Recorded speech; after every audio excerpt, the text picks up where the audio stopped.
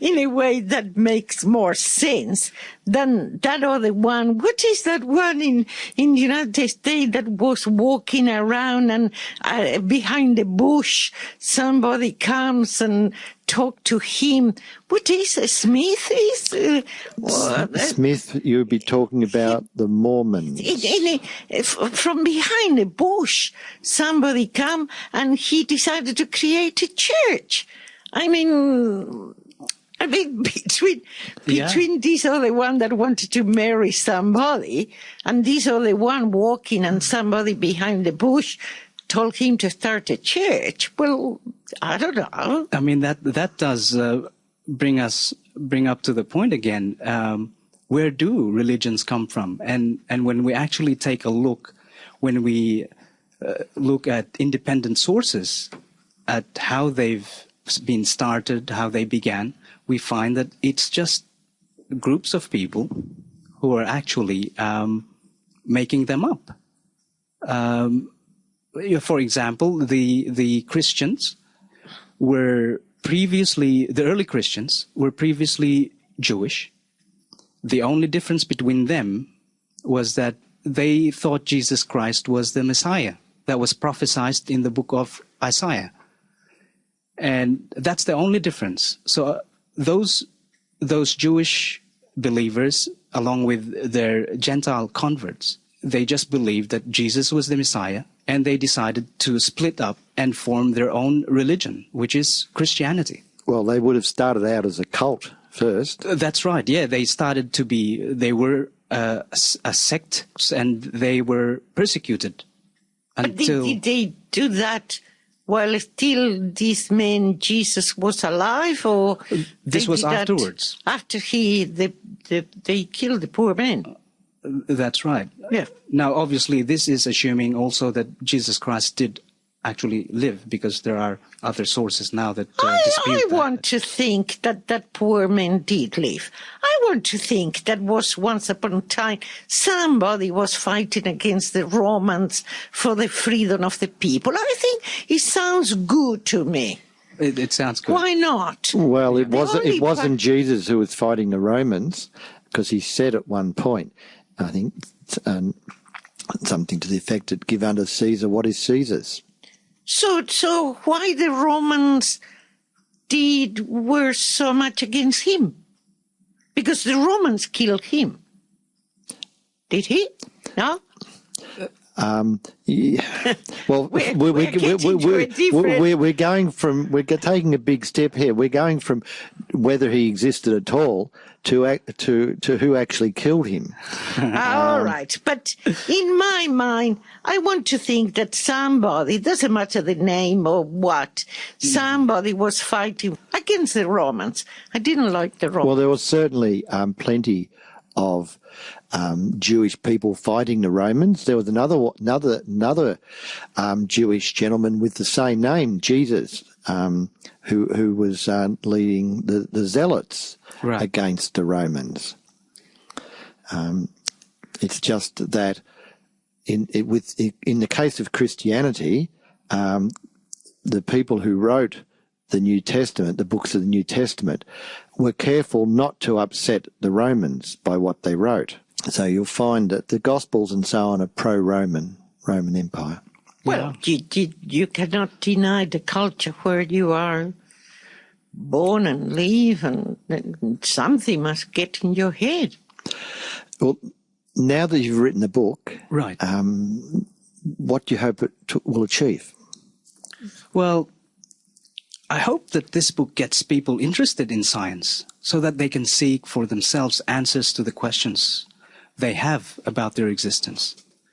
I mean, just yesterday, I saw a video clip of Filipino men gathering by the thousands in the Philippines to thank a statue made under the image of Jesus Christ because they believed it gave them their new jobs or their new baby. Now, wouldn't the efforts of people be better off allocated to understanding how their economy actually works, or identify the factors that affect human infertility and find solutions for it? So I want people more to get into the science of things I also hope that people get to think about the true nature of religion and how they started, so they can begin asking themselves, are religions truly divine? Do they come directly from a supernatural being?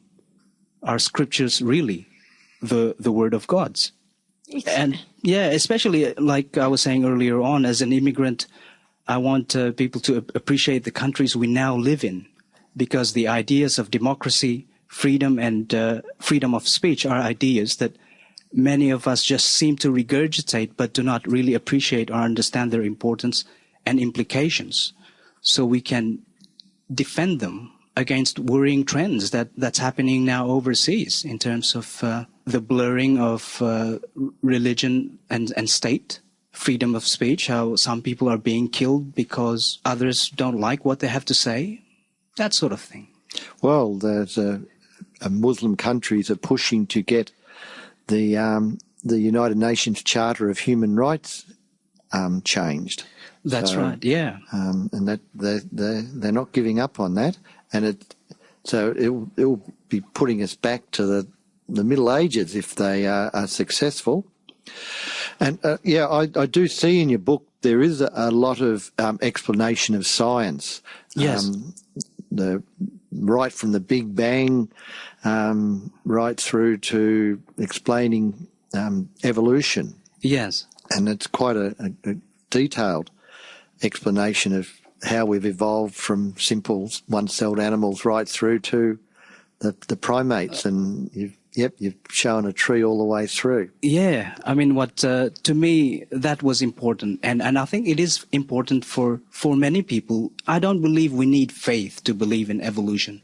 We just need to take the time to understand the evidence, to understand their implications, and a lot of this information I've discovered for myself in terms of how life initially began and how species gave rise to other species.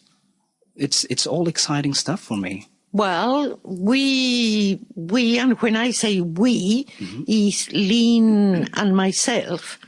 We've been doing a research in the issue of when and how the sexes evolve.